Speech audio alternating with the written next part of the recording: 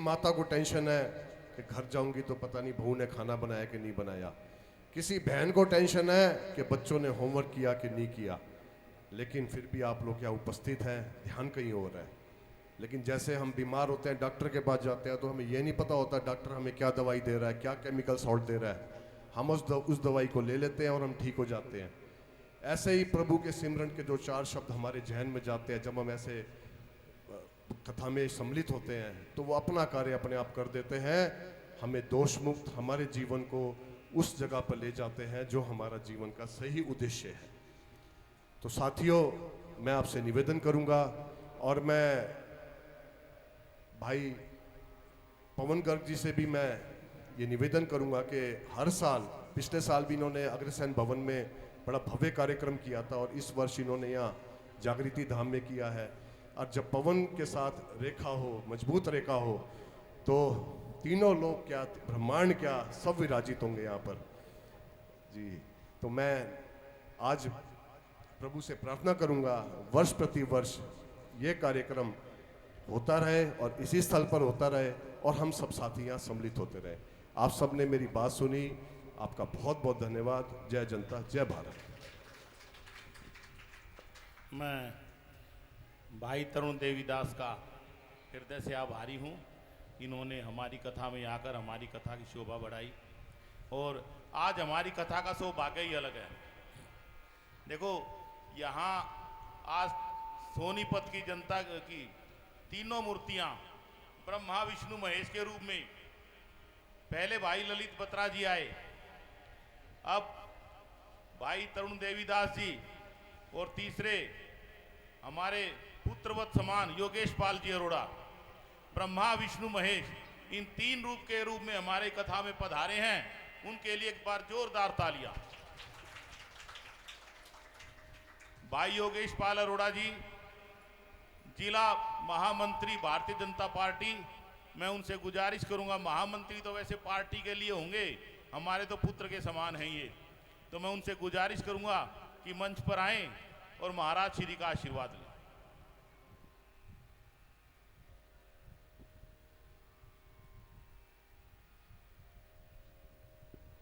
और एक प्रार्थना मैं और करना चाहता हूं। आज 10-15 मिनट में गोवर्धन पूजा होगी, उसके बाद रुक्मणी स्वयंवर होगा। मैं भाई योगेश पाल जी से और तरुण देवीदास जी से गुजारिश करूंगा कि वे स्वयंवर की शोभा बढ़ाकर जाएं और भगवान को अपने हाथों से तिलक करें।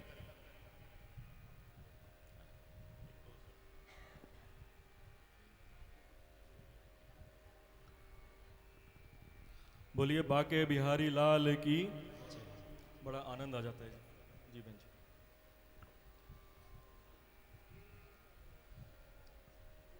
सबसे प्रथम वेदव्यास पीठासीन स्वामी सियाराम शरणम जी महाराज के चरणों में वंदन करते हुए और इस सभागार में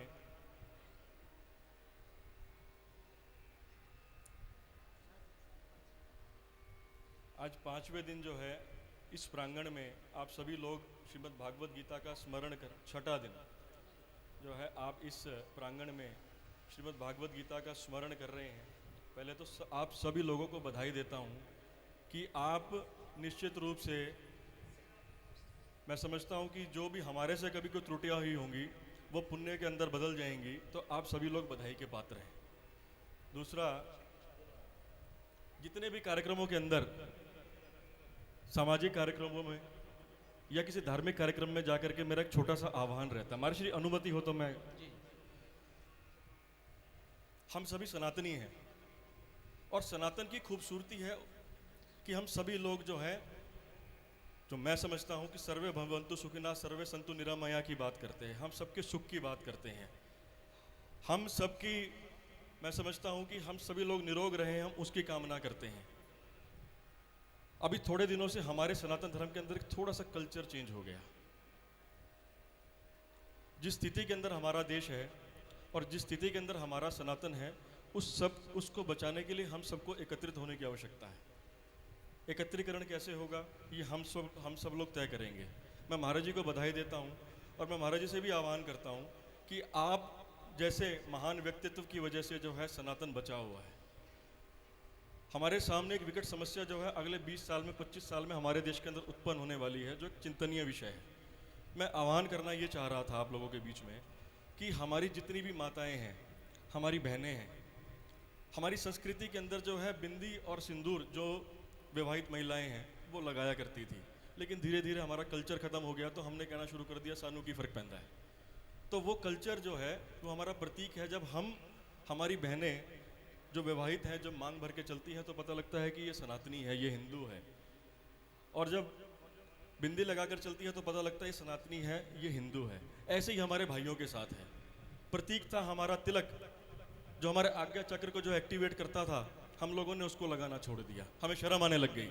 तो मैं केवल यही आग्रह करना चाहूँगा कि यदि अपने सनातन को बचाना है, अपने धर्म को बचाना है, अपनी संस्कृति को बचाना है, तो स्वयं से शुरुआत करनी पड़ेगी। कि मैं अपने घर में, मैं अपने बच्चों को बोलूं, मैं अपने परिवार में बोलूं कि आप जो है बिंदी भी लगाएं, आप तिलक भी लगाएं, और जय श्री राम राधे राधे का जो है आप लोग उच्चारण करें। हम लोगों ने शुरू से देना सीखा, सनातन ने कभी किसी से लिया कुछ नहीं, सनातन ने केवल दिया ही दिया। और आज जब मैं सनातनी होने के नाते आपसे मांग रहा हूँ तो मैं समझता हूँ कि जितने भी सनातनी यहाँ बैठे हैं तो मुझे ये दे दीजिए। और मैं महाराज जी से भी यही प्रार्थना करूंगा कि महाराज जी आप भी सबसे आह्वान कीजिए, जब आप बोलेंगे तो आपकी ज़्यादा मानी जाएगी, मेरे को तो कह देंगे नेता है बोल के और चला गया।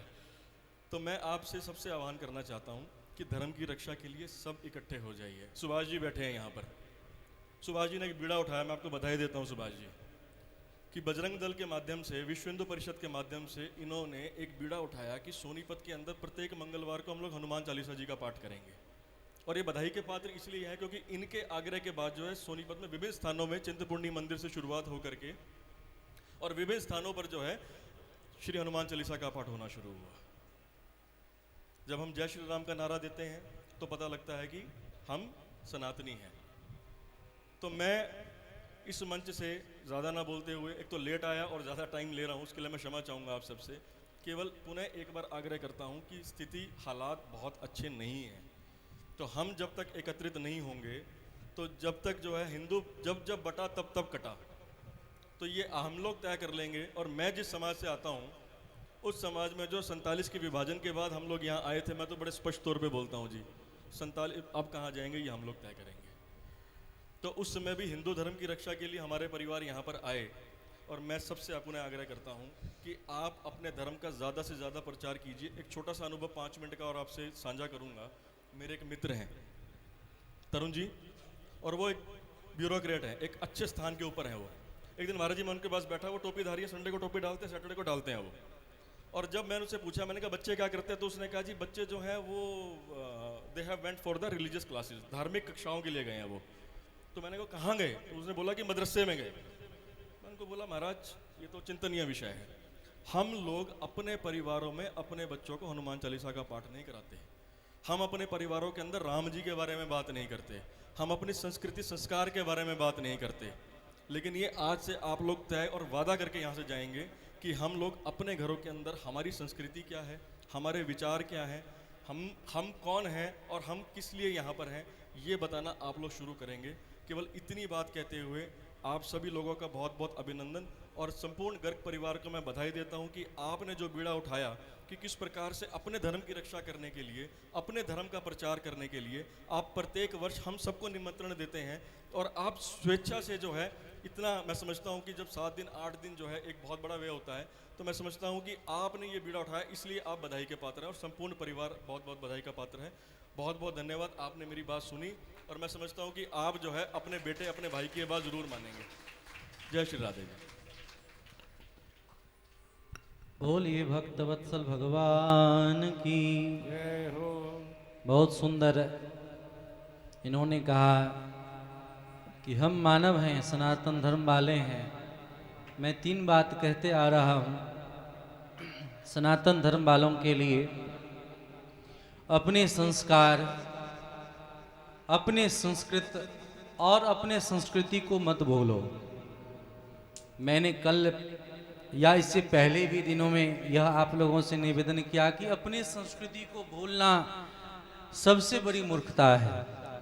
भगवान राम जब रावण का वध करते हैं तो वध करने के बाद लक्ष्मण जी को भेजते हैं कि जाओ